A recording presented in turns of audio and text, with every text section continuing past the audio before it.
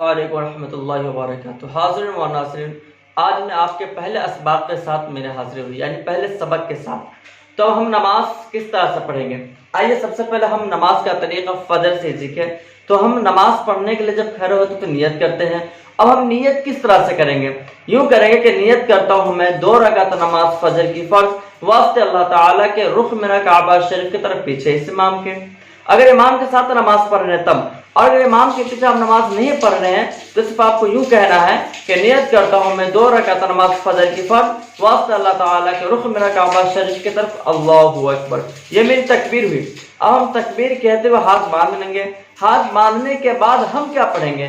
تو ہاتھ باندھنے کے بعد آپ کو پڑھنا ثنا، سبحانک اللہم و بحمدک و تبارک اسمک و تعالی جدک و لا الہ غیرک۔ یہ آپ کا آج کا پہلا سبق ہوا ہے۔